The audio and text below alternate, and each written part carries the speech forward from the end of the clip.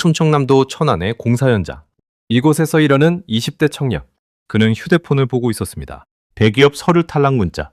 그걸 뒤에서 본 공사장 인부가 그를 부르는데 그가 농땡이 친다며 갈구는 것이었습니다. 하지만 그는 이미 모든 일을 끝마친 상태. 그걸 보고 민망한 인부는 당황해야 하는데 사실 그는 공사장에서도 일을 매우 잘하는 편이었습니다. 그래서 매번 책임감 있게 일을 하지만 크나큰 문제가 있었는데 그건 바로 그가 허리 디스크를 앓고 있는 것이었습니다. 매일 진통제를 먹으며 일하는 청년.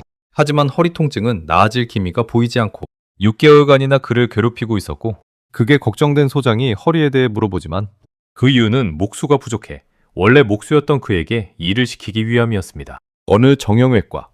청년은 이대로는 더 이상 견딜 수 없다고 생각하고 있었고 의사 선생님 또한 그에게 다른 일을 알아보라고 조언하지만 당장 생계가 급한 그에겐 선택지가 없었습니다. 그걸 아는 의사 선생님은 청년의 아버지처럼 되고 싶냐 말하는데 사실 그의 아버지는 13년 전 공사 현장에서 낙상사고를 당해 돌아가신 상태였습니다. 그 이후 절망적인 상황에서 해당 업체는 그 책임을 지지 않았고 그 후 청년은 생계를 책임지고 있었습니다.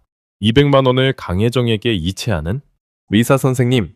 그는 한숨을 쉬는데 사실 강혜정은 청년의 어머니였고 암투병으로 병원에 입원해 있는 상태였습니다. 연애온 아들에게 돈을 왜 이체했냐고 묻는 엄마. 의사 선생님은 사실 그의 이름으로 이체했던 것이었고 그걸 모르는 청년은 누구인지 고민에 빠지지만 그의 엄마는 주인공이 힘들지 않은지 걱정합니다. 사실 그의 엄마는 아들 앞에서 병을 이겨내겠다고 말하지만 부쩍 피곤해진 지금의 상황이 안타깝기만 합니다. 아들의 진심 어린 간호에 희망을 놓지 않는 엄마. 어느새 아들이 잠들고 그에게 이불을 씌워준 그녀는 아들에게서 나는 흙냄새와 땀냄새를 통해 그가 공사장에서 일하고 있다는 사실을 이미 알고 있었습니다.